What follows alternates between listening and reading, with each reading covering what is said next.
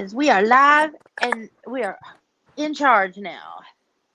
I will tell you, we do, so anybody knows, we are experiencing, I hear the thunder outside, so if we lose it, I will get us back on it as soon as we can.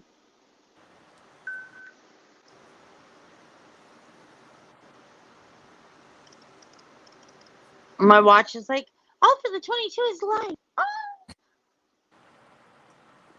But yeah, we're supposed to be having thunderstorms all freaking night, which I'm okay with. I just don't want my brain to be crappy with. Yeah. So my brain's crappy with it. Oh, Twitch, shut up. Hello, Toker Heine. Boo, you're a ghost. Miss Danielle, Toker Heine, you need to send me some of your crock pot recipes that are easy and simple, but on a very small. Hello, Miss Kitten. I have 5 for you, Kenny. Huh? I have 5 crock pot recipes, like 5-minute crock pot recipes. Yes. It takes 5 minutes to put them in. I need very simple, very easy, very small, on a small level, just because I need them for Joey. I am making a crock pot recipe book for him. And I want very simple, very small. Yeah, we have storms here too, so I understand, Kitten. I understand. Oh, you devil! You devil woman. I'm telling you, this woman hates me because I am freaking, every time she does this to me, I swear, she hates me but loves me at the same time. Ross.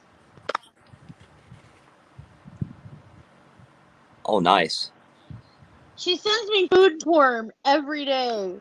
Hello, Christiana, Miss Mermaid. Okay, now where are you seeing the comments at? If you look on your sidebar, it should have something that says comments on it.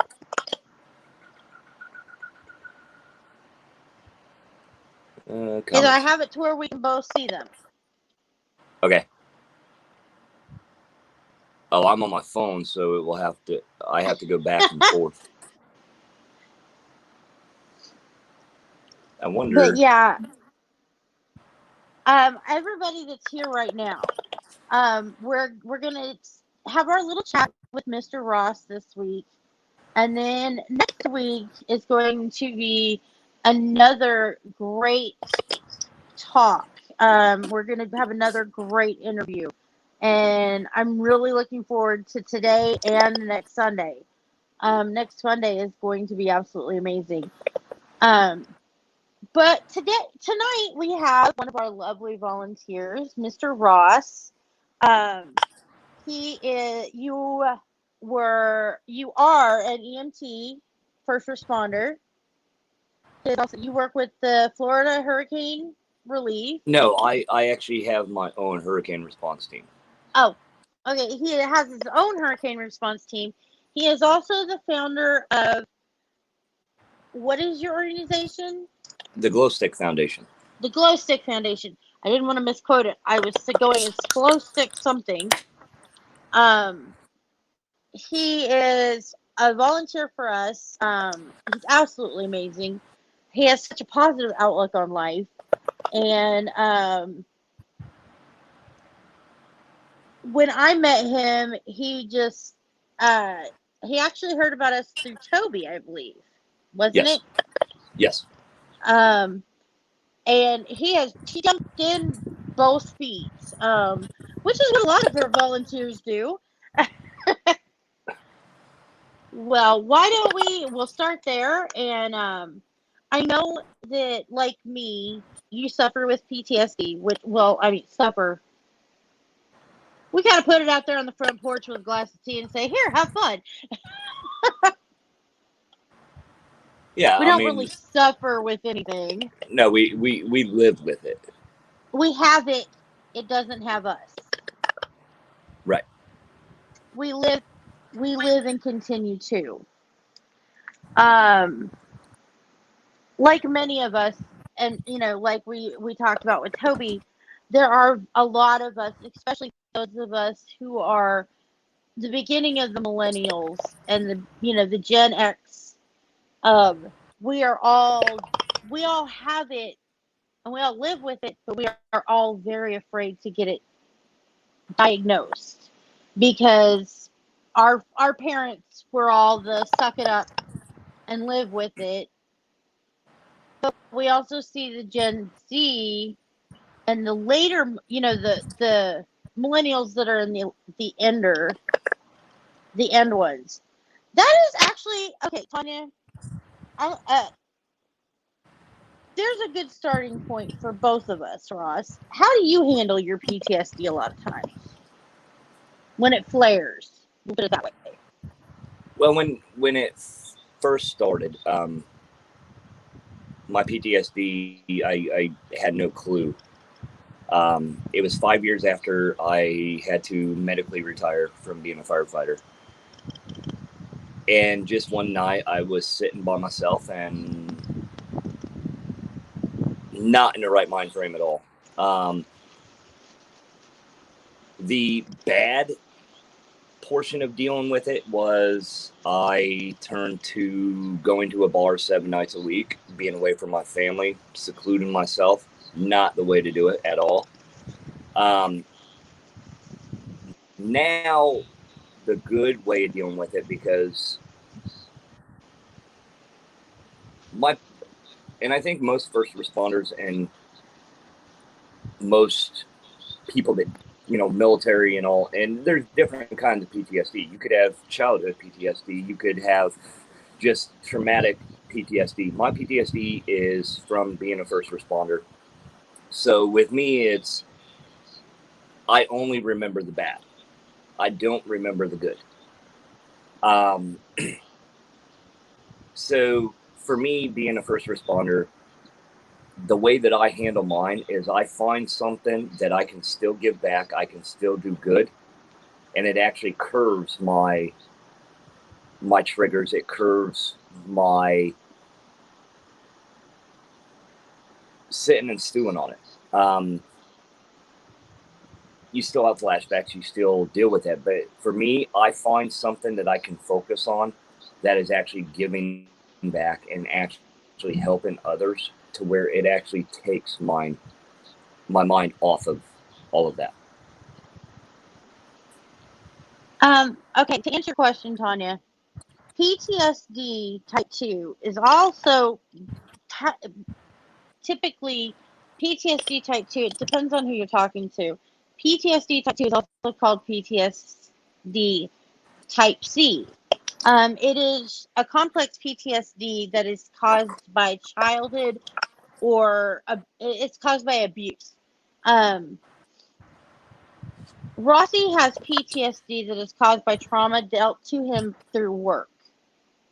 Possibly, I don't know what his childhood was like. He may have also had some childhood trauma. I don't know I don't know his childhood. I have PTSD and PTSD type 2. Because I had a very rough childhood also. And of course, Penny, this is the first time me sharing my story. But as a kid, go ahead. As a kid, go ahead. As a kid, I didn't actually tell my mother. My parents divorced when I was 3. My father's dad actually molested me at a young age. I did not have my first flashback recall of that until I was 37 years old.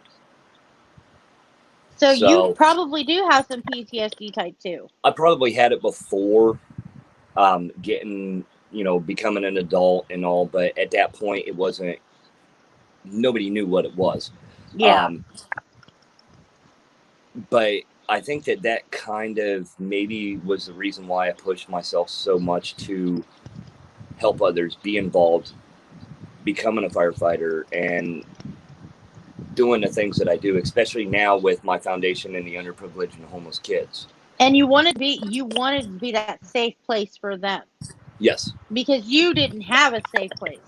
No. And I think that's, if you notice, especially in people who have type 2 PTSD, because we didn't have a safe space, we want to be that safe space for others. I know for me, a lot of people do not understand. I had a very rough childhood growing up and a very rough teenage life. I don't get into specifics about it because it's kind of one of those things. I've dealt with it. I move on. I had a toxic relationship with my mother growing up, and now I use the pain and my pain. I don't want to put it on someone else. So I have been diagnosed with PTSD type 2 and regular PTSD because I had it from prolonged abuse, and now I have it because of something traumatic happening to me.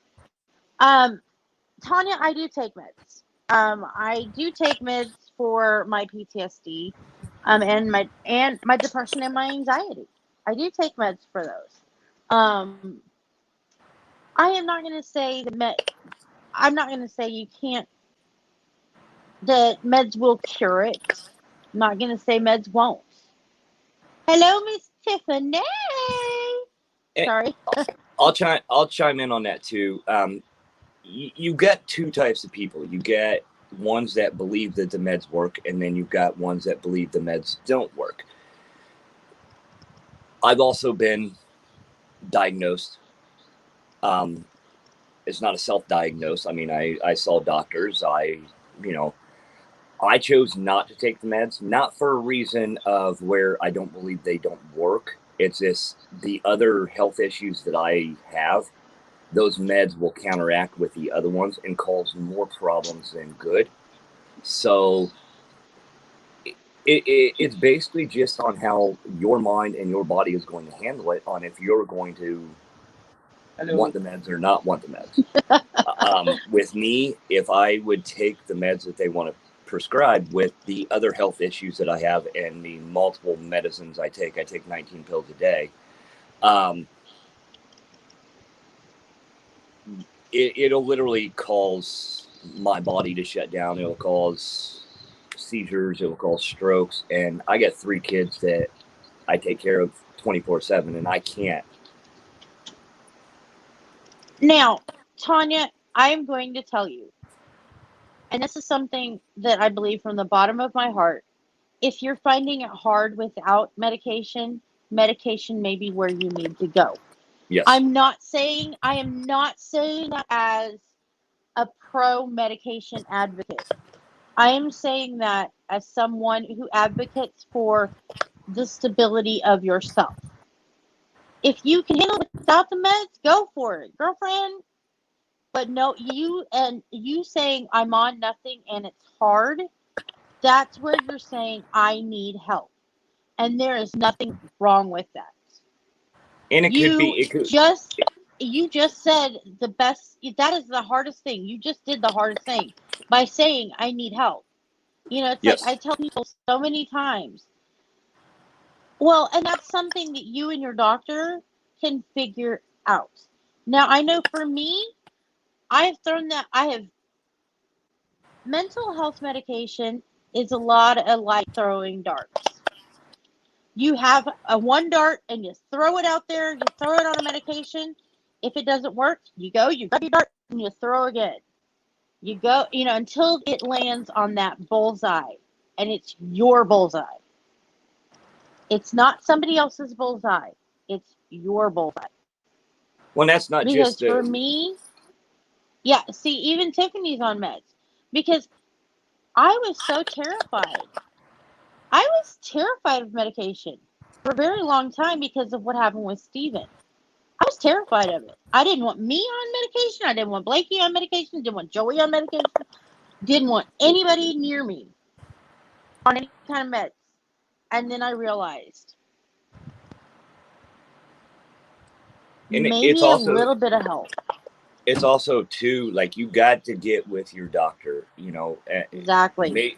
Maybe meds are not for you, but you still got to throw that dart at certain aspects of it. You got to find that certain thing that's going to help you, whether it It may be not finding a be hobby, whether it be the medicine, whether it be just having talk therapy.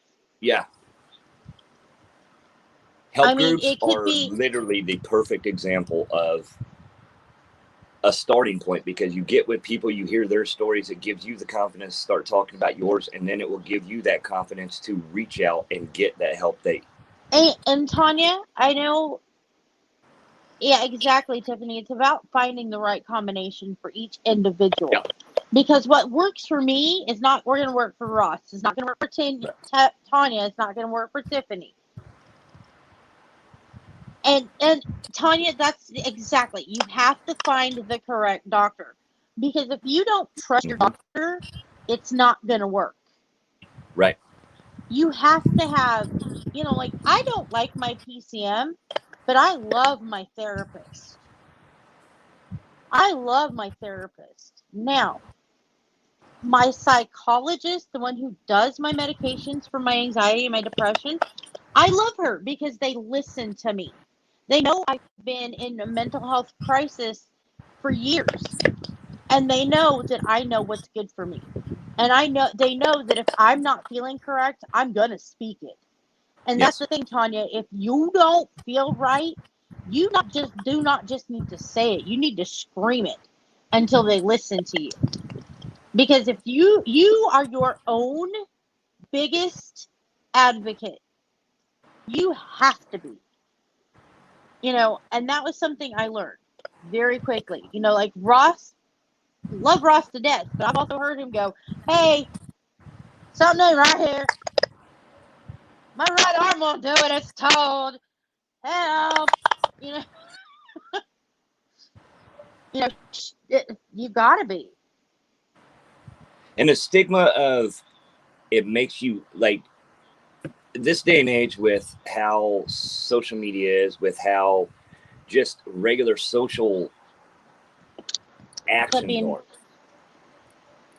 What? you got to get No. out of that mind frame Can you shut my that door for me, please?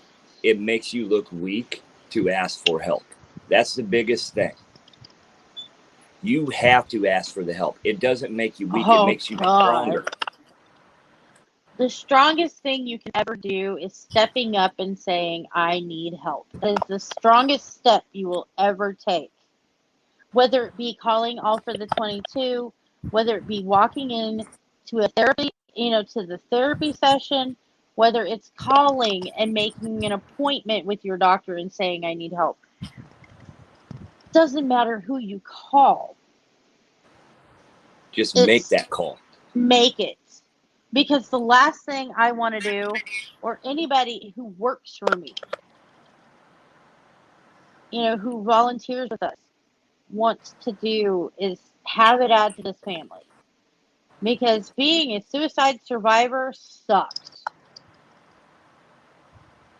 I mean, Ross has seen me break down in one of my lows. And it ain't pretty. And see, Tanya, that does help. Tiffany does the little diamond pictures. They're gorgeous. Tiffany does the diamond pictures as a part of her therapy. And, there's nothing wrong with that. But I will say this, Tanya. One thing that works for you may not work for others. Like for me, this sounds so strange. Part of my therapy is all for the 22. Another part of my therapy is I actually see a counselor who I talk to every other week. Part of it is giving Ross shit, which I do rather frequently. Mine's my foundation. I volunteer at the schools as a coach, as a mentor. And, for me, that is my therapy. to make sure that, you know, these kids and the situations they're going through, that they know that they have somebody that they can rely on, gives me my therapy. Helping others is actually helping yourself at the same aspect. And, you know, it sounds so strange because everybody sees mental illness as like this, oh my God, no, I don't have that. And they want to hide. Why? I am fucking crazy. I'll be the first to say it. Just a little. I do not mind it. But you know what? Once you own it, you take away all its power.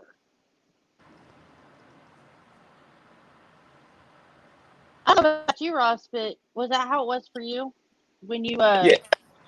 Well, I mean, my breaking point, and I think I've shared this with you, and I've shared it, I believe, on my TikTok. I got to my lowest point.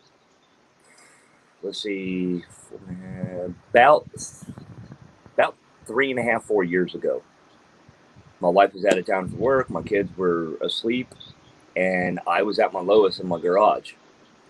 And the moment that I got ready to end it all, my youngest, who is now 7, was 3.5 at the time, opened the door and goes, "Daddy, I couldn't sleep. I just wanted to tell you I love you, and I'm excited that we're going to the park tomorrow."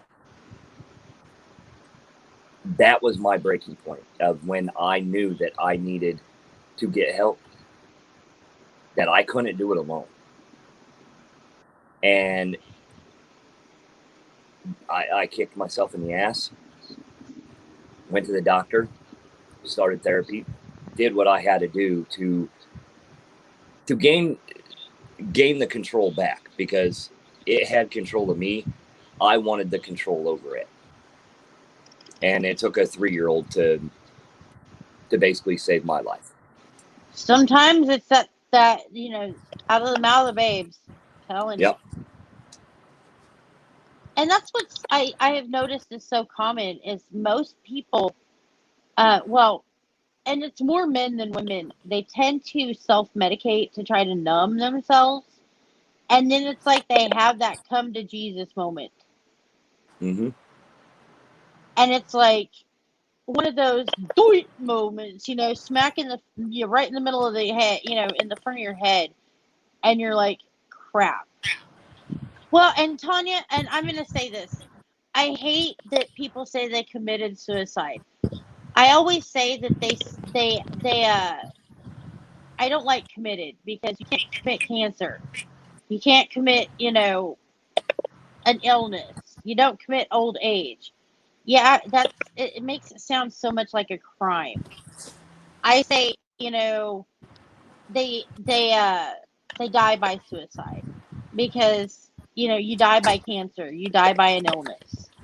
Um, it's just something that the language needs to be changed if we're going to change anything around suicide.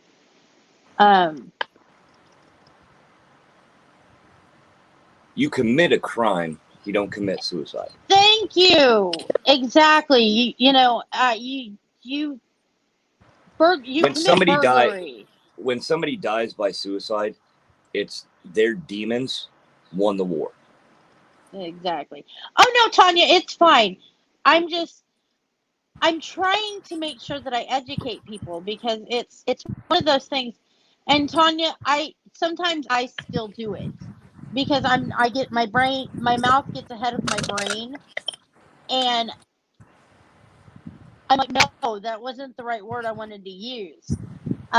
Because, and I know, Tanya, I think you're about the same age I am. We've heard it as committed for so long in our lives, and now, you know, I'm trying to rewire the saying committed suicide into they died by suicide, or they succumbed Yeah. to suicide. Using the word Yeah, committed makes it exactly. almost sound like it's an illegal act, or, you know, to start shedding light on what's actually going on in the mental health organizations and all. You got to take out that verbiage of that where stigma. it makes it look like it's bad. I mean, it's bad, but it's not a crime. It's, Right. It's a sickness, and It that's something people have got to start understanding is, men and women across the country, teenagers across the country are dying by suicide because they're sick. Yeah. It is just like leukemia. It is just like cancer. It is killing them because they are ill. Mm-hmm. The thing about it is this is 100. This illness is 100% preventable. Well, I don't think the illness is preventable. What happens and how you handle it is preventable. The illness is not preventable, but suicide is. Yes. The illness that causes suicide is not preventable, but suicide is preventable. Yes. It most certainly is 100% preventable. The whole stigma by it is what needs to be focused on, because now they're even saying, okay, this person died of an overdose, but on their death certificate it will say suicide. Yeah, and that's the hardest part. And even some people are saying that people are, see, and that I think that is horrible, Tiffany. That is such a bad thing. Yes. In California, you face charges if you survive an attempted suicide. Yeah, and I why think charge that's them stupid. At that point in time? Okay, yes, they have a mental illness. Yes, they are having issues, but why would you criminally charge them instead of saying, hey, I mean, let's get you help. A drug addict can go into a rehab center after they get, they overdose or something. OD. But, so somebody that deals with a mental illness gets charged. Why would you charge them instead of actually reaching out and saying, okay, here's what we're going to do? And that's the issue. There is more drug rehabilitation centers than there are mental health facilities. Right. And that's what makes me so angry. Back in 2004, after Stephen died, I put myself in a 7-day hold because I needed time to grieve without my children being present. Right. And I did not feel like I was at a point where my kids did not need to see me fall apart. So I went in and I did 7 days because I just needed to have, I needed it to just, I knew what I needed. I didn't need anybody to tell me what I needed to do. And while I was in there, they put me in with drug abusers. And I'm like, what the hell? I had the first lady that they brought into me was like, okay, you need to do this. No, I know what I need to do. I need to be allowed to grieve. I don't need you to tell me how to do it. I don't need you to talk to me like I'm some kind of stooge. I'm not drinking myself to death. I'm not on drugs. I need to grieve. She walked out crying. The second one they brought in tried to do the same thing with me. She walked out crying. The dude came in and he goes, I'm not going to tell you what you need to do. You know what you need to do. Come on, talk it out. Let's talk this out. I was like, all right. So we did it. I literally sat there and I cried it all out and I got it all out. And he was like, you're not bipolar.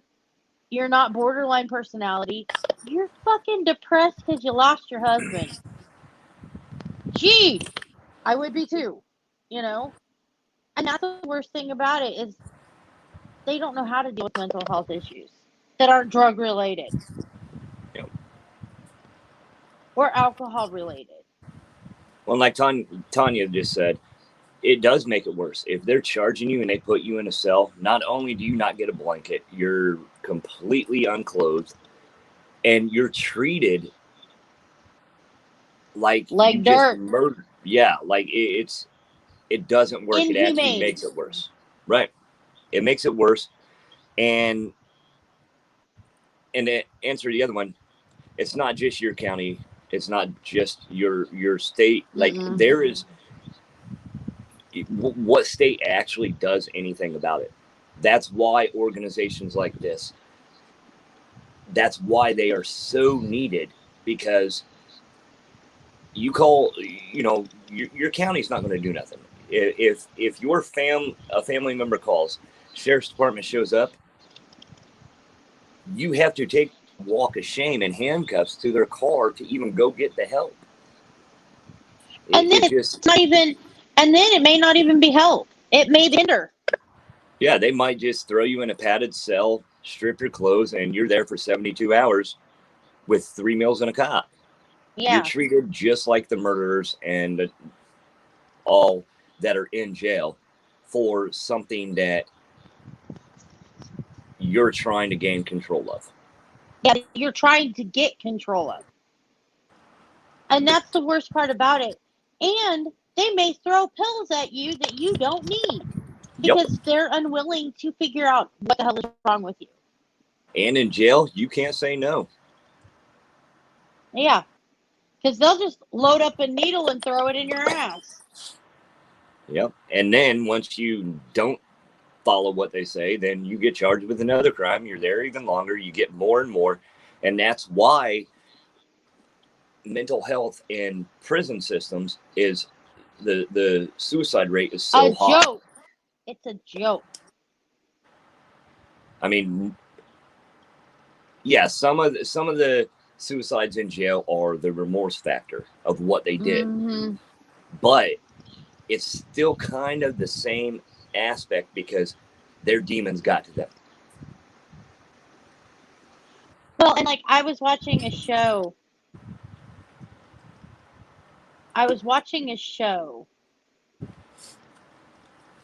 On YouTube, and they were talking to people who were on death row.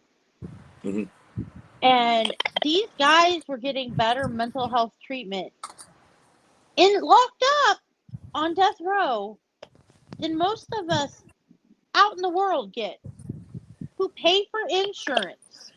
But that's the thing. Even the death row inmates, they get that help. But a regular inmate, they're not getting that same help. Nope. Because even the warden said that they get better health care and better mental health care sitting on death row than the regular Joe in jail. And it's like, why? The people are already there. Why not put them to work with the rest of the fucking prison population? You got 6 people back here. Hello? And that's the thing, too. You're paying them to be there all day. Why not use them with the rest of the prison population? That's the thing, too. Have you ever seen they have groups and like AA groups and all that in prison and all. Never once seen a mental health group that they can all get together with a counselor and go around and help each other, talk about it. They don't have that. Exactly. And they should. Exactly. They should, for the main purpose of, for one, and I'm not making excuses for anybody that's in prison, but they've obviously got something going on. Yeah. And then when you get locked up and you can't live your life, you're going to have some kind of mental issue. You're going to lose your shit. And then if you have the chance to get out, you're not in the right mind frame, and you're either going to go right back in, or you're going to do something that is going to end your life. Well, and that's one of the big things, it's just what it's just baffling, because like I look at the people that work with us, and we come from such very different backgrounds, all of us. And we are all very much, I like you and I connect on such a amazing wavelength. And And we it's come from like, two different backgrounds, two different oh, stories. two completely different But ways. it's the understanding and the focus that we have on, and the passion that we have for this. And that's the biggest thing is like we said earlier, this helps us. It's a thing of where it gives us a better grasp on what we deal with by helping others. And we both look at each other and it's like, dude, been there, done that. Here's the t-shirt. Yep.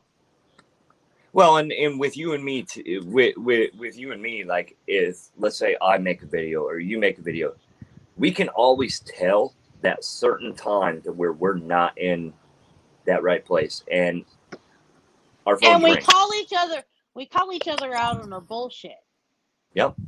Because and that's one of the things is everybody should have that one friend that's going, nope, the fuck is wrong with you? And excuse my language, everybody, but that's kind of the type of friendships we need. Yeah, you have to have that friend that you don't need to call them; they already know. Yeah, and we all in our all of our volunteers, we all seem to have that. Whether it's a post on Facebook or a post on, I mean, Jerry is kind of a grumpy old TikTok, man, but I mean, yeah, Jerry is kind of our resident.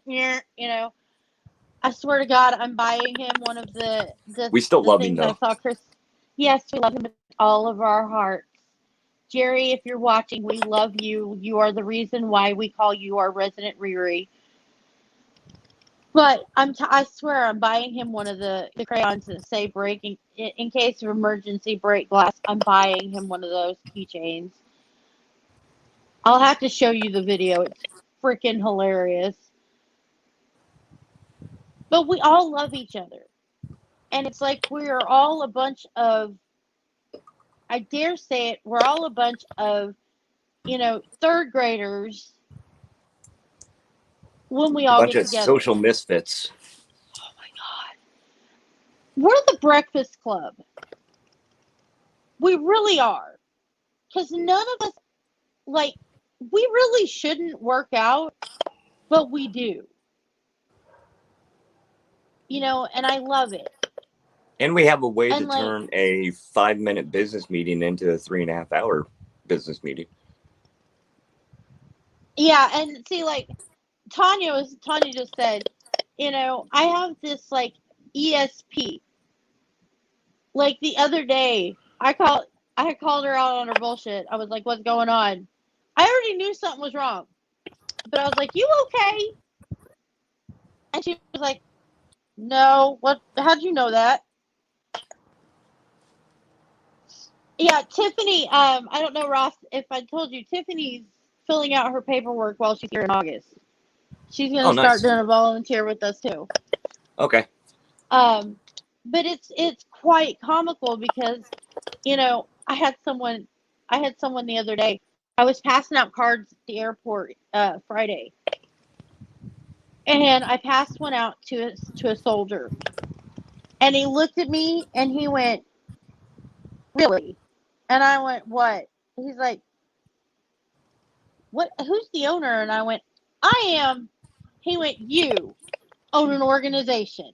I went, "Yeah, why?" He was like, I couldn't have pictured it. And I went, "Look," I said, "just because I look like a social misfit does not mean I ain't got brains." And he went, "You're right." Well, and that's where the whole don't judge a book by the cover should always come in. Like, I go into businesses and stuff all the time to try to get, school supplies and non-perishable food, clothing, and all for the kids and for my foundation. I go in there, ears gauged, tattoos everywhere. Like I'm in a shirt, pants, dress clothes, but they look at you and they're like, and a lot of them will say no just like that because they're judging you for outside what you look like. Well, and people see my hair and it's instantly they're like, you own a nonprofit? Uh, Yeah, yeah. I know exactly what you're talking about.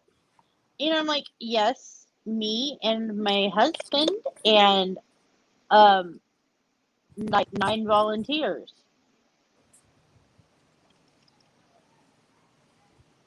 Do we have a problem? And they're like, and it's like, well, what do you do? And I look straight at him and I'm like, we talk to people and we listen. Yeah. And it's like the first time I talked to Ross was like, so what are we doing? He's like, what do you guys, Ross was like, what do you do? I said, we see, we listen.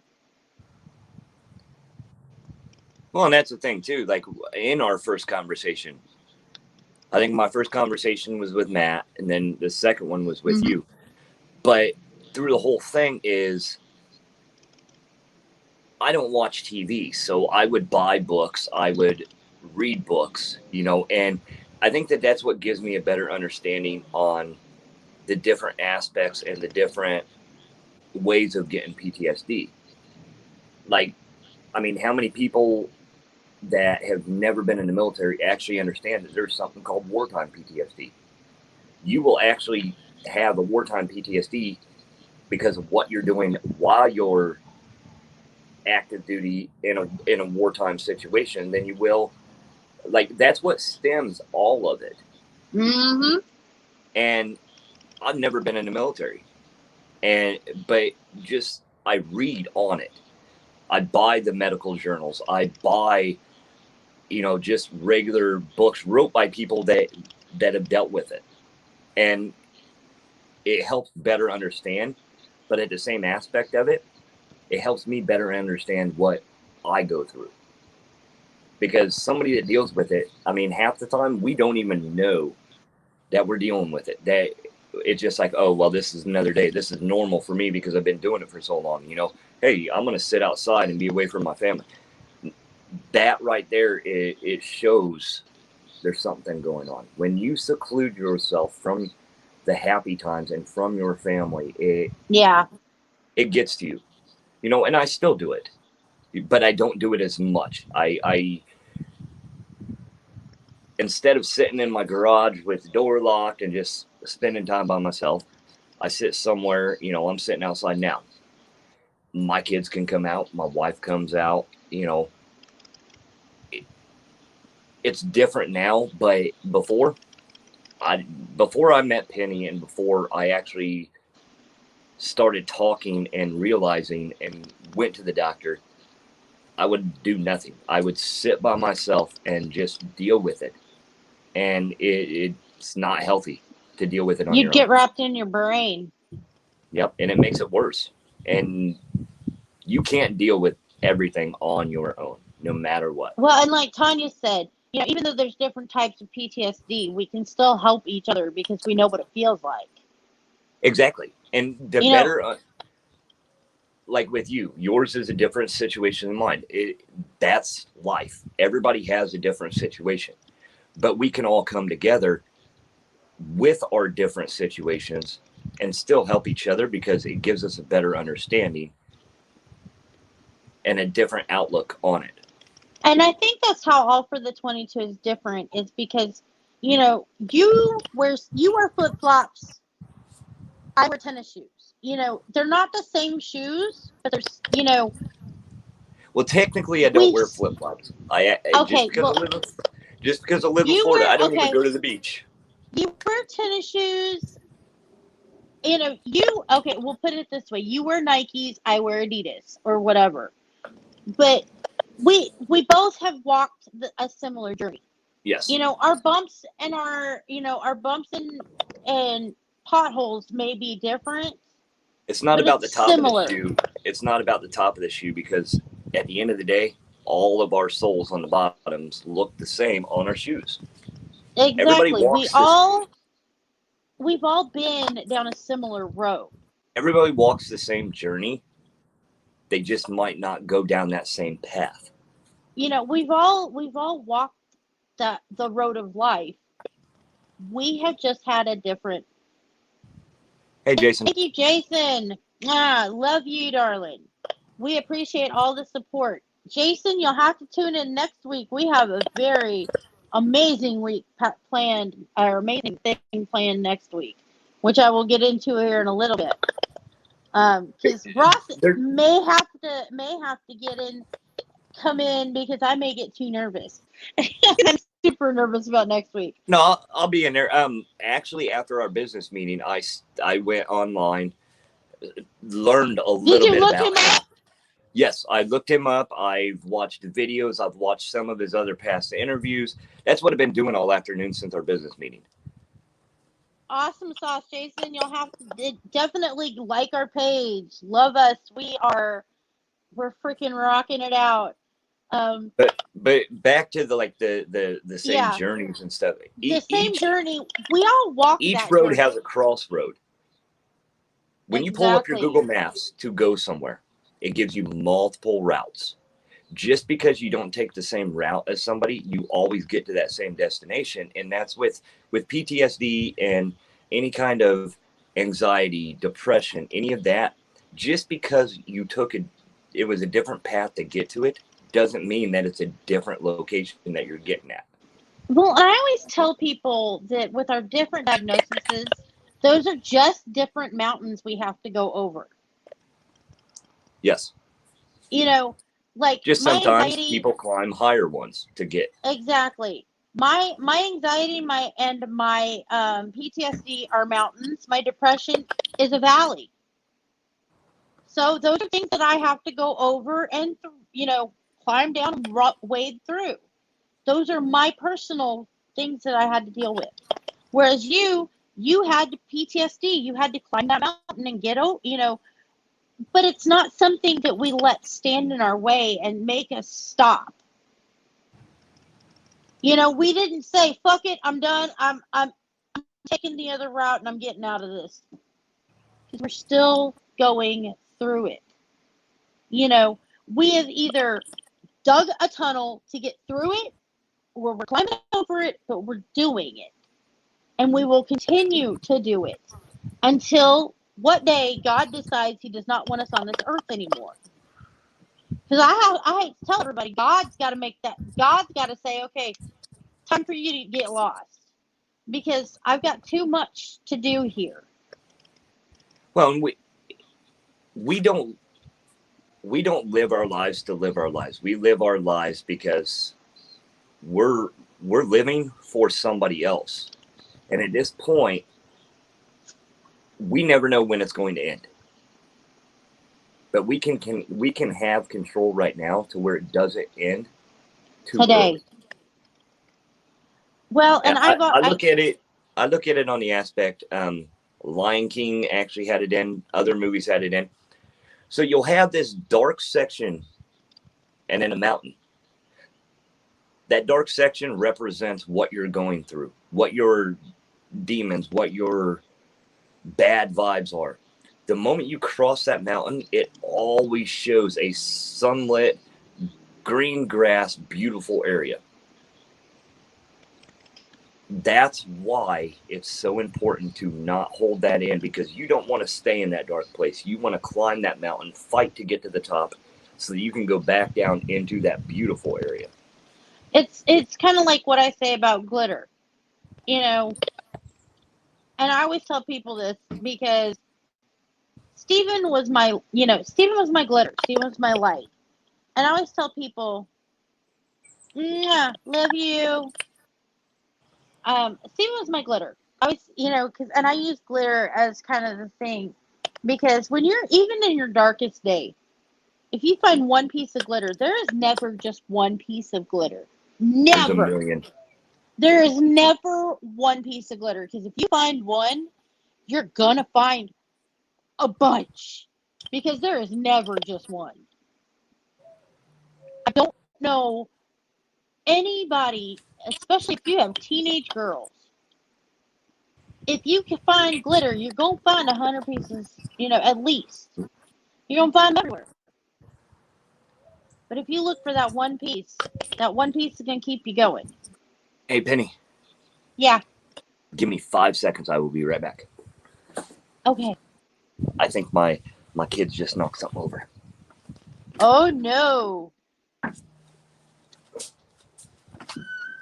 Well, while he's gone, next week, I would love it if everyone would please join us at 5 p.m. Central Time, 6 p.m. Eastern Time. We have a very large and in-charge guest. I cannot wait for you guys to see him. I'm completely nervous about talking to him. I'm excited. Well, I'm excited nervous. We'll put it that way. I'm excited nervous. He's just absolutely phenomenal. I love Ross to death, but this guy is like, I never thought in a million years I would be on vlog number, I think 5, and be like talking to this man. He is a Marine sergeant and a quadruple amputee who has a double transplant cadaver arm. And I am so excited. Look him up on YouTube. His name is John Peck. Sorry, doing a little promo work while you were gone. Oh, you're good. For next week. Oh, yeah. Me and Angelina have been stalking him for like 3 days on YouTube. He does have a very interesting story. I mean, Oh, very. just the research I did today. He is everything that All for the 22 stands for, though. Yes. He's so positive. Like, I Yes. mean, truly, one of his and what's so funny about his story, and what was so funny about how it came to me, I had just watched his YouTube, the interview he did for Our Life. I had just watched it. Because I watch a lot of their little things on YouTube when I'm bored or whatnot. And I just watched it because it says double arm, quadruple amputee gets 2 cadaver arms transplanted. And I was like, oh, that looks interesting. It's a medical miracle. So I watched it, and oh my God, I was like, and then Josh is like, hey, are you busy? No, what's up? He's like, so I talked to a man named John Peck, and I'm going, why does that name sound familiar? And he's like, he is a Marine sergeant who is a quadruple amputee. And I'm like, okay, hold up. He says he had cadaver arms transplanted onto his body. And I went, oh my God. I couldn't breathe. I was like, whoo, fangirling so bad because he is such a positive light. He says, I am really good at finding IEDs in the worst possible way. And I'm just like, I want to be this man's friend because that is totally something I would have said. There's one that, there's a guy that, shoot, it's been probably 8 years since I started following him on different social medias and stuff. He actually lost all 4 limbs. Mm-hmm. And he created a retreat for veterans to go to that it does a lot of good for them to get them, at least a family vacation and all that. I might try to reach out to them to see if he would be able to come on at some point in time too. I would love it. I mean, like, You I know who I'm am talking about, right? really. No, which one is it? Travis Mills. You know, and I have seen a lot about. I think I met Travis Mills. Um, he's about my age, isn't he? No, I think he's a little younger than I am. Well, okay, you're only a few years younger than me. Yeah, I think he's still in his 30s. Well, and I think has he done promo work with Gary Sinise? Yes. Yes. Then I may have met him He at now one has of Gary's he now has a concerts. he now has a TikTok page too. Okay. It's Yeah, I may have met him. Yeah, once we're done, I'll go on TikTok and then I'll send it to you for his page. Okay. But he basically, when it all happened, he was in the hospital. He was in Walter Reed and all, and he basically told his wife, "Go live your life. Don't do this." And she stayed by his side, and then now he does a lot for not only veteran suicide, but he does a lot for veterans that come back injured, that to get them at least some kind of excitement. And I mean, his facility is absolutely amazing. That's amazing because, you know, and that was something that, you know, the wounded, you know, the thing I love about so many things, you know, there are a lot of good things happening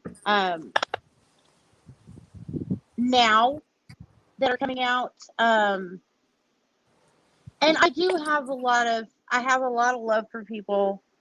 I've had a lot of questions because everybody thinks, you know, with All for the 22, oh, we're just about military. Oh, we're just about, no.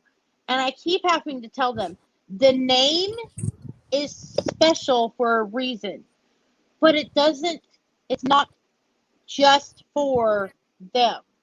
It is the reason it is called this is because of who it started for. Right. And a It lot of is people not. don't understand too that PTSD and basically came to the forefront because of the military. Exactly. Like, there was no diagnosing it or anything until The it came from military. the military. So Exactly. I'm a firm believer that All for the 22, the 22 a day, it's there for a reason. It's to bring to light not just the military, to bring to light the actual mental illness that it's become. Well, and the worst part about it is, you know, PTSD got such a bad rap at first. And, like, what people need to understand is PTSD is not just, it's not an end all. No. You can live for years with PTSD. You know, PTSD you will live with for the rest of your life because, yes, there are things that are going to you know, as I call it, there's going to be ticks. You're going to Right. have things that are going to set you off. Well, But you can still live a normal life. The way I look at it is somebody that doesn't have PTSD remembers all the good memories. Somebody with PTSD only remembers the bad. Well, and it's not that we only remember all the bad, but the bad tend to come to the forefront with certain things. You're going to remember the bad before you remember the good. Exactly. And you know, like for me, fireworks. They sound like gunshots. So guess what comes to the forefront? Stephen's funeral. You know, because that's what happens to me. You know, like I was watching a movie and I heard a belt. A guy was taking off his belt, getting undressed. That sound of the belt going through the loops sent me back to my childhood. I had to stop the movie. I couldn't watch any more of it. I walked away because I was traumatized. Because that sounded like my mom. You know, and people don't understand. People with PTSD it may not affect us every time we hear it. Because sometimes it doesn't do anything. Right. Sometimes it's like, oh my God, I'm losing my mind. Well, that's like for You me, know? I can't watch like Chicago Fire. I can't, my all-time favorite movie while I was a firefighter was Backdraft. I can't watch that. I can't watch any kind of fire related show.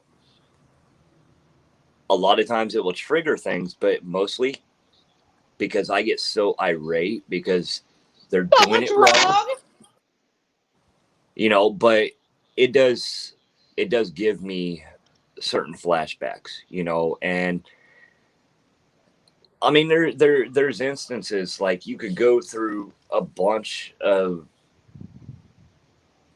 different calls, but all the bad calls stick with you no matter what. You can't get rid of them.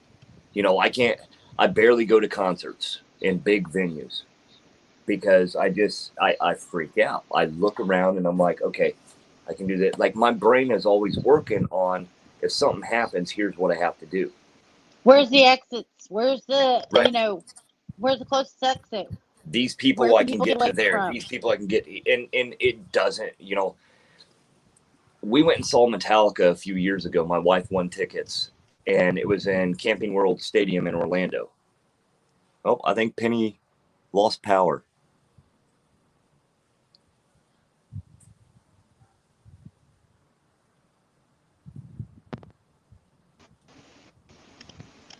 There we And go. I'm back. Sorry about that. Something happened. Don't know what the hell.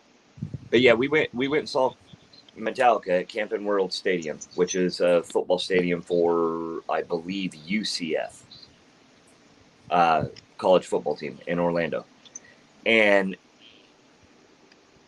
it's a huge stadium. I did not have fun at all. Oh, I I was bet. sweating. I was sweating. I didn't eat nothing.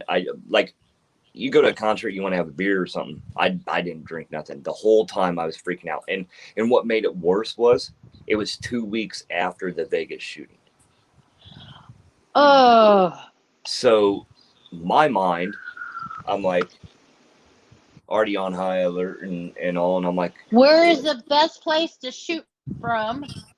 yeah, how am I going to get people out? And I literally looked at my wife after we sat down, and I looked at her and I go, look, something happens, you run as fast as you can and get back to the car. Leave me. Don't turn around and make sure I'm behind you. Just run. Oh, she knew I wouldn't be behind her because I mean, I'm not. I wouldn't have been behind her. Yeah. Well, and So that we tend to is not go to concerts anymore. that after that, that fight, because I had a friend of mine who was actually at that concert, and you know, that concert changed the lives of so many people. Mm-hmm. Especially that concert and the Ariana Grande one in the UK. Concerts just aren't the same anymore. Too many Well, people are afraid. it changed not only the fans in attendance or the people that saw it on the news. It changed those artists. The Vegas one, Mm-hmm. Jason Aldean was on stage when it happened. And Jason Aldean has felt like shit.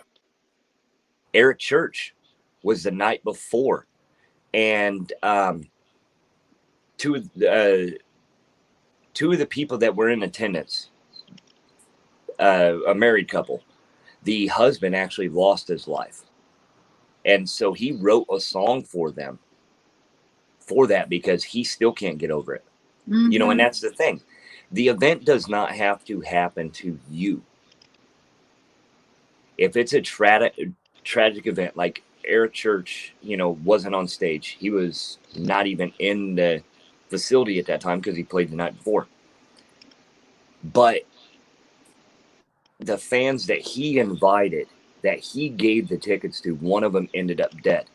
That is a traumatic event that will cause a lot of problems in your head unless you get it to the forefront to take care of it. Yeah, because in his brain, he's going, if I hadn't given him those tickets, they wouldn't have been there. Exactly. And so now you have he basically has survivor's guilt.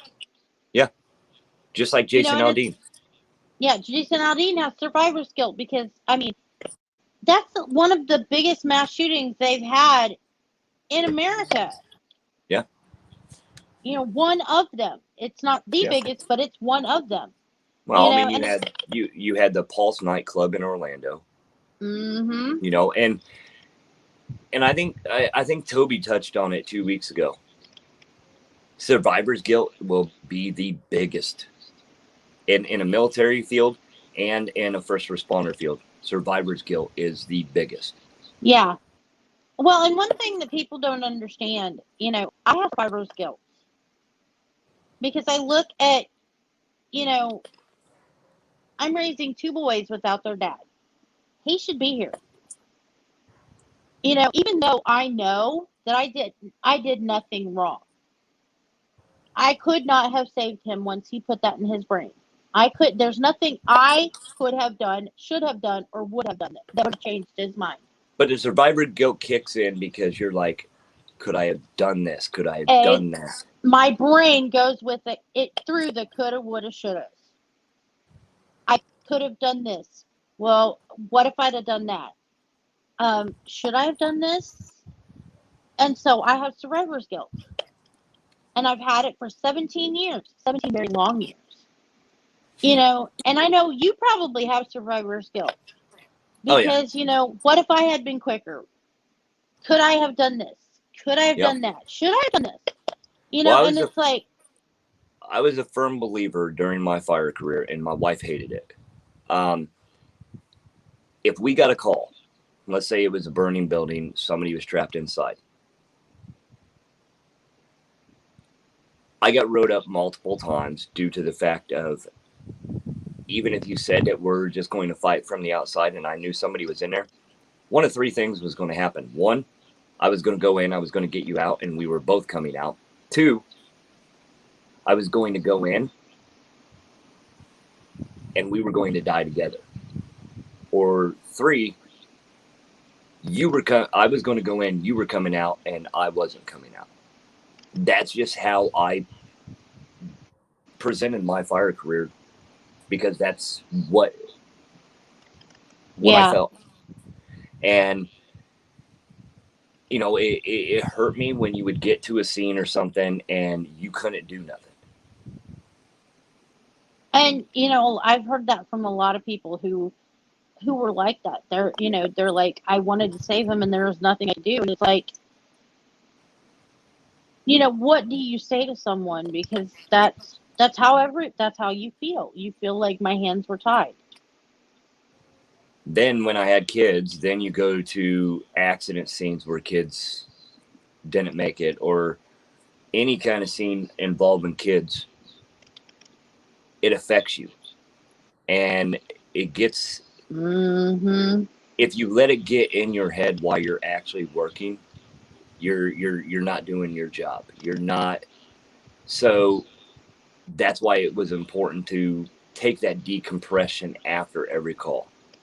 You know, just due to the fact of, you get on scene as a kid, you're thinking about your own kids and what it would feel like.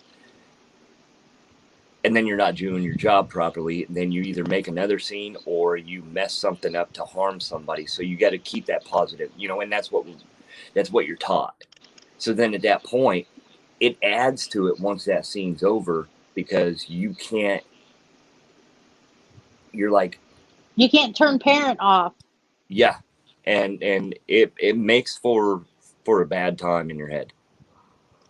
And that's, you know, that's what the worst part about it is, everybody does not understand it, is being a parent and being a first responder, being a parent and being in the military.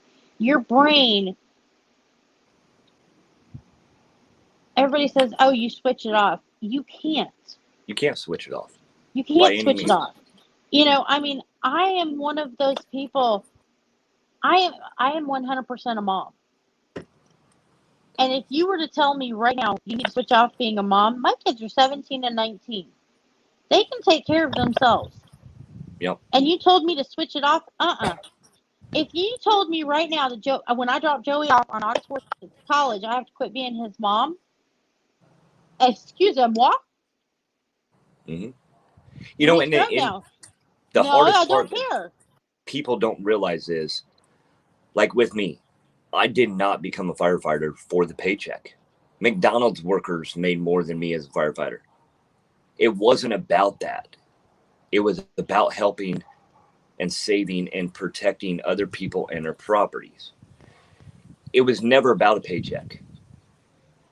I I could have got a better job doing something else than being a firefighter. I became a firefighter knowing the risks, knowing the outcome. Like I knew that I would be different once my career ended. I didn't know it was going to be that soon. I didn't know that I would deal with it the rest of my life. Um, Yeah. with the PTSD. Then I had the firefighter related cancer in 2018, where I lost all my teeth.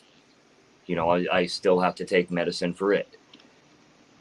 Degenerate nerve disease. Constant things. And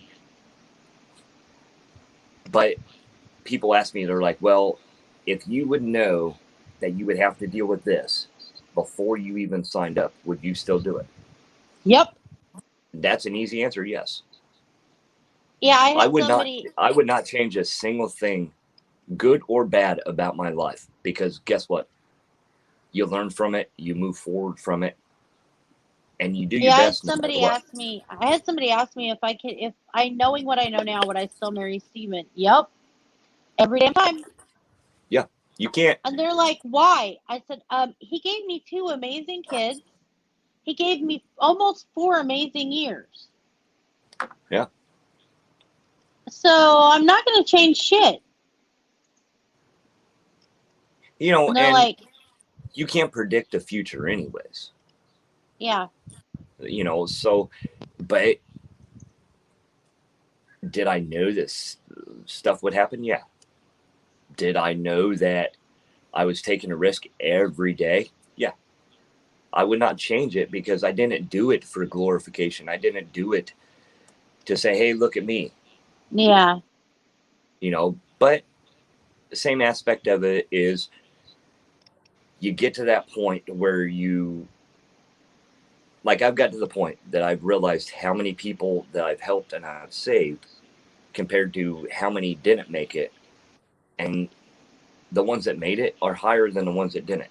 Yeah. So that's where the old saying comes in. You can have 100 people, but if you help one, it's worth it.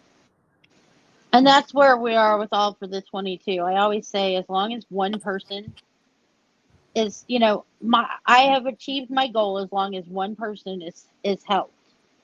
Yeah, you're And, not going to help everybody. You're not going to because please everybody. exactly there, I can't, I'm sorry, but I am not a diner. You know, I tell my kids all the time, I'm not a diner. I'm not a short order cook. You Right. know, you eat what you're given. Right. I tell my kids that all the time. I'm like, I'm not cooking 4 meals. You're going to eat what's on there, or Yeah, you're going to be hungry. yeah. I'm not a short order cook. Sorry, you're gonna eat what you put in front of you, and you either like it or don't. Right. Yeah, it's up to you. That's the thing with you know with the military, with first responders and stuff. We knew what we were getting into. With We the may ones not. that had it with the childhood and with traumatic events like that, yes, you didn't know it was going to happen. You had no say so, but you can still overcome it and fight it by looking at it of, you know what, I'm not going to let this beat me down. This is what's going to make me stronger, and I'm going to do something about it. And that's why I reached out for all for the 22. I was dealing with it, but on the same aspect of it, I took what I was dealing with and said, you know what, I'm going to help others so they don't get to where I was. Yeah, and like Tiffany says, your past makes you who you are. Yes. And to a point, yes, I do agree with that. Your past makes you who you are. I wouldn't be nearly as strong as I am. I also I laugh because everybody says, your past makes you stronger. Well, or God only gives you what he thinks what he thinks you can handle. And I don't I always believe come, I always I come don't back believe in with, that at all. I don't believe in that. I don't believe in that way of thinking, because if that's the case, I should be able to lift tanks by now.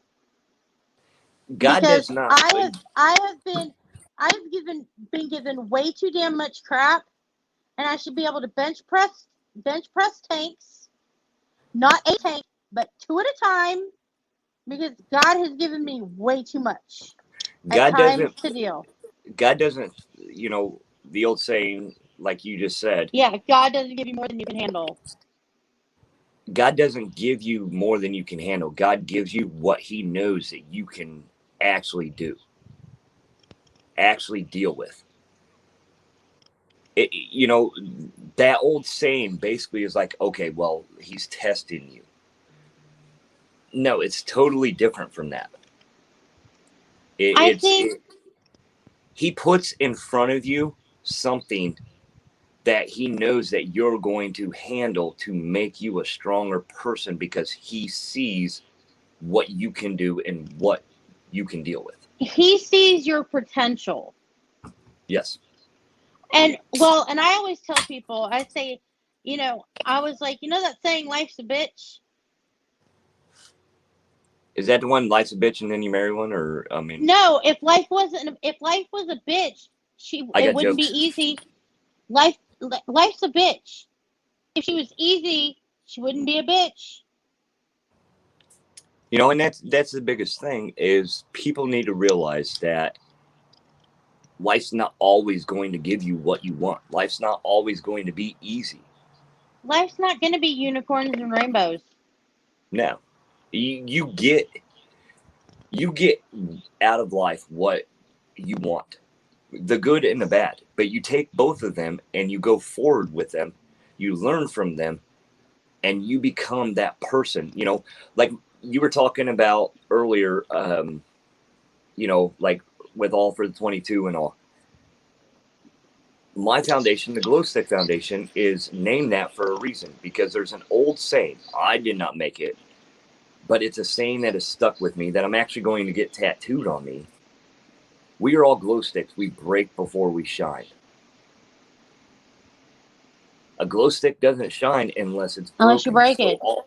all that bad is building up in that glow stick. Once it breaks, you shine. Because Well, and I always say that people aren't broken. no, We're puzzles. Your pieces are just being rearranged into a newer picture. yes, Like when Steven died, my puzzle just got rearranged into right. something better.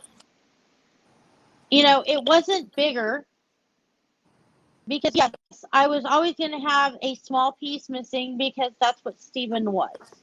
He was a piece of my puzzle, and he was going to be missing from my puzzle, but I had to make room for Matt, because he And was going to come along. on that same analogy, there's a reason why puzzles are multiple pieces. And I can guarantee you buy a puzzle, moment you go put it together, there's always one piece missing. Mm-hmm. Later on, after you get frustrated because you got it all together, you can't find that final piece. That final piece, You tear it apart, throw it back in the box, and guess what? You find the piece. and that final piece literally just appears out of nowhere when you're least expecting it, and you grab that piece. You get so excited, you put it down, and boom, the puzzle's done. And And then that's, what do you? and Then what you do you got do? your picture. Then you take it apart, put it back in the box, and start all over again. Hey, Big Daddy Dan. We were having a discussion.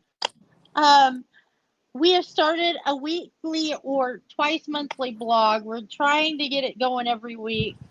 We talk about mental health and just whatever. Last week we had, was it last weekend that we had Toby on?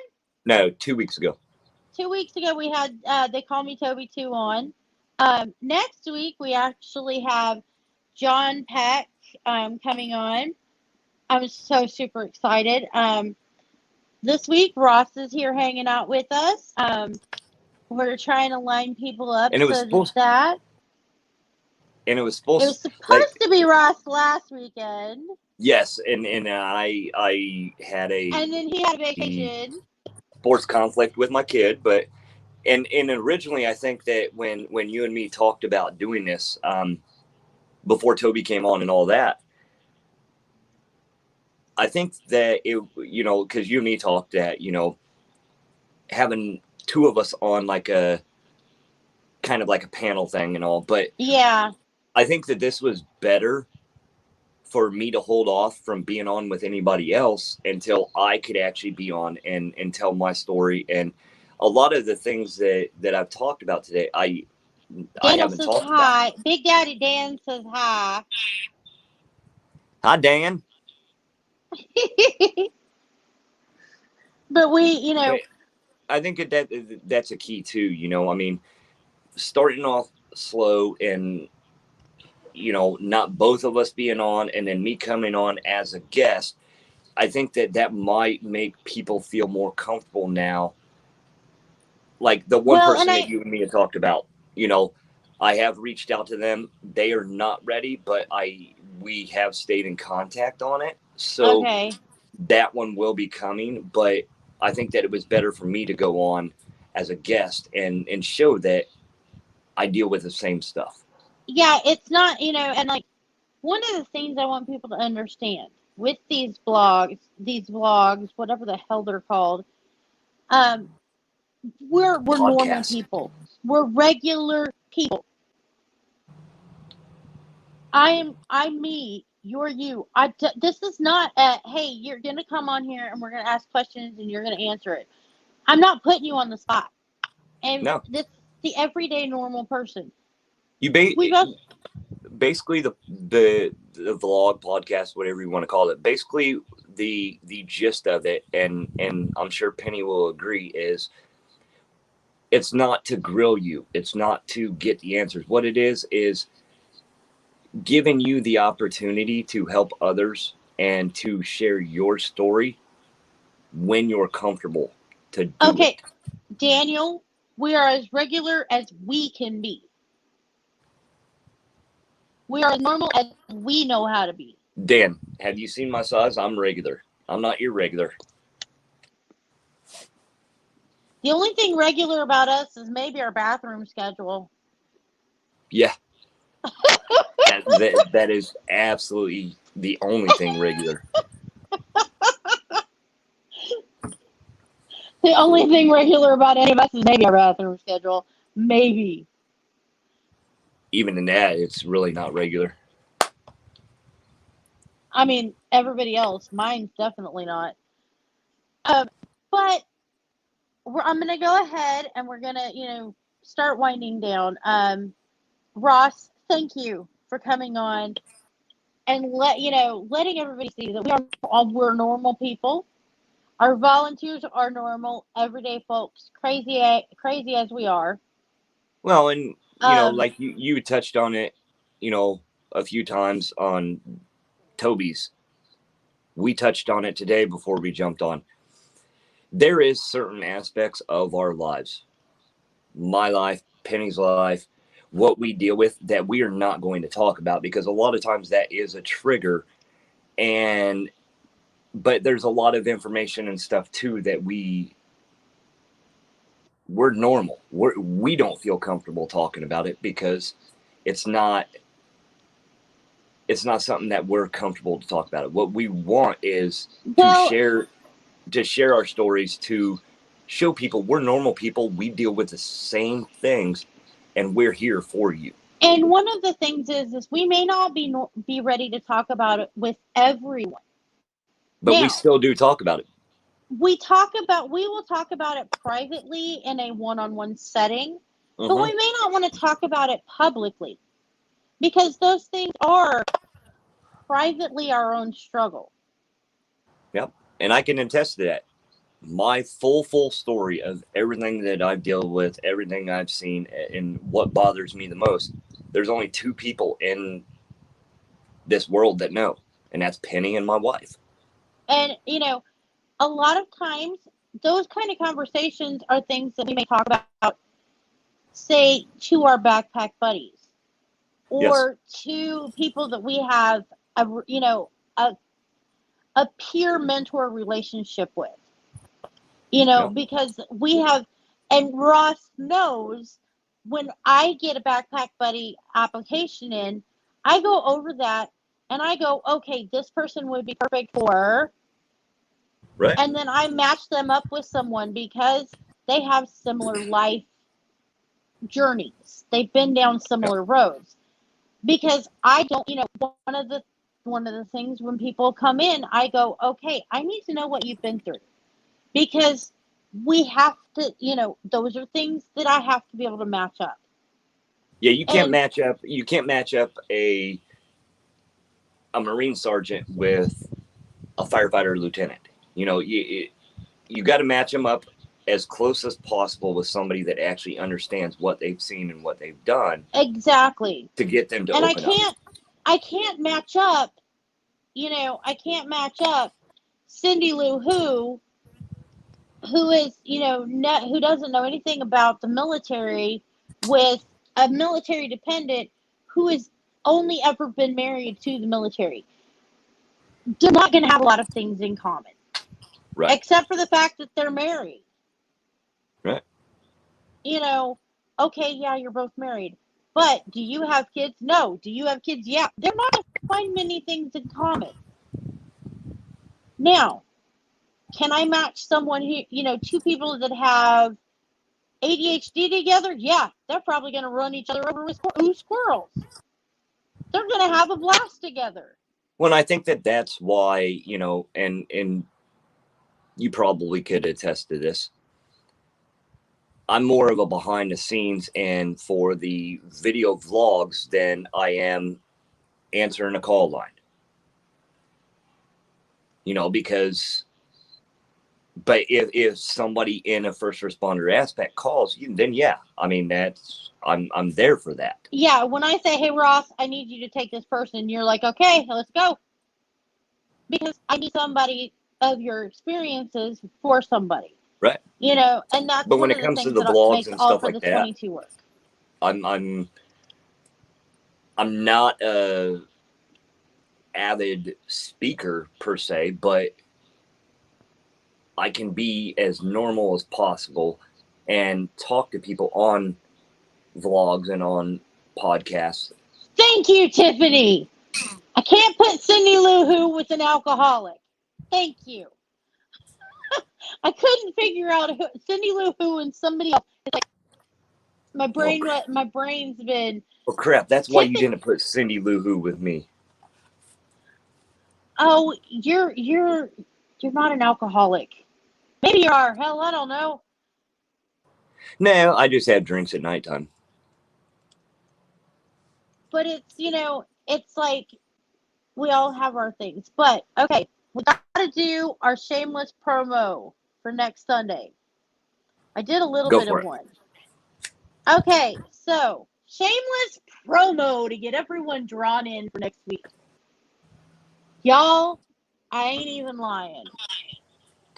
So, I'm going to show you this person. You guys are going to absolutely, be flabbergasted. So, we have coming in for a live next week. His name is John Peck. He is a sergeant in the Marine Corps. He is a quad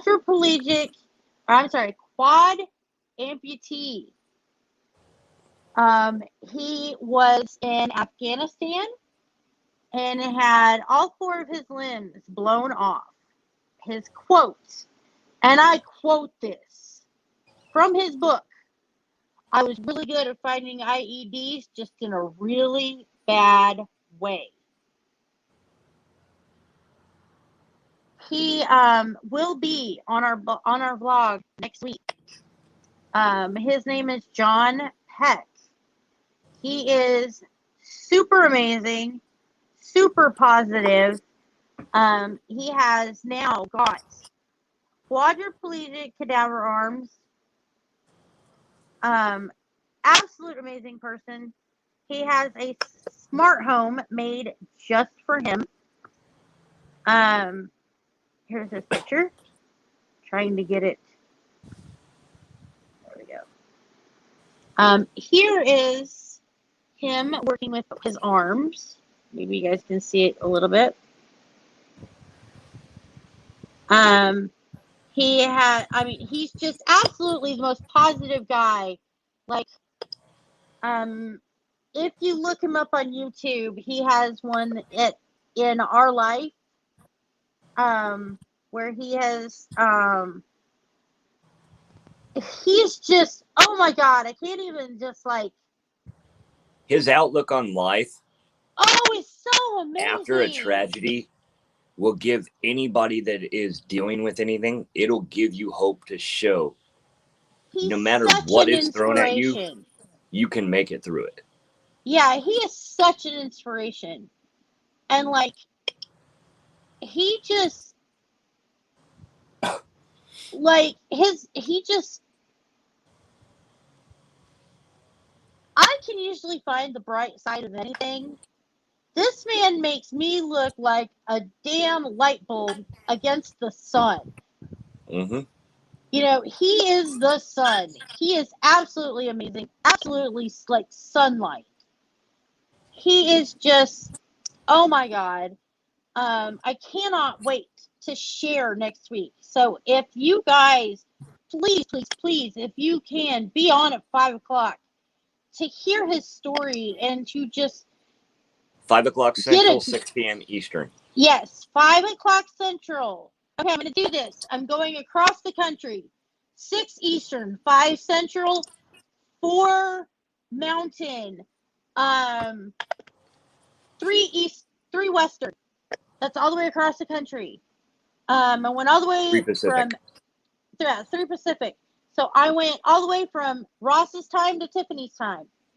He is so inspirational. He is just, I mean, like, oh my God. Please join us. Please be here. If you can make, I will start it at 5 to 5. I don't know if he'll be here, but he may come on. I'm going to try to get him here so we can all start at 5. Please join us. I want to hear his story. He's so amazing.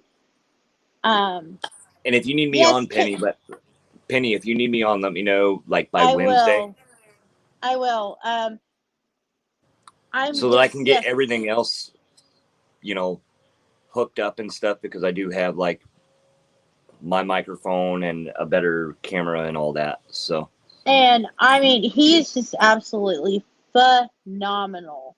Like, yes, 3 p.m. Pacific, Tiffany, because I think it's 6:28 there, so it's 4:28 your time, Tiff. And Danielle, Pocahontas. Where they at? I think they're Pacific time. Yeah, so it should be 4, I believe, because it's 7:28 here. So I believe it's 4:30 their time. Or yeah, almost I think 4:30. They're 3 hours behind. Okay, yeah. So, I'm looking forward to it. I'm so excited. Please, you guys will see it's coming up on the page. Share the hell out of it. I want to see those numbers of views be in the double digits, please. Because he's going to be absolutely inspirational. I mean, I want to see, if we were in a church, I want them pews to be full.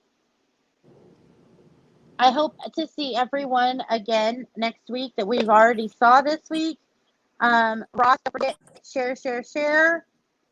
I love you. Thank you for joining us and sharing your story. You're welcome. Call me Wednesday, and I can, even if you don't need me on, I'll at least help you prep.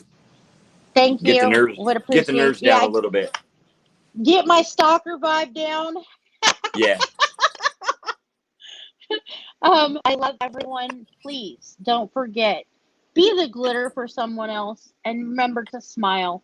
Because your smile, it is beautiful, and it may be the one that brings some light into someone else's life. I love all of you, and have a blessed evening. Mwah!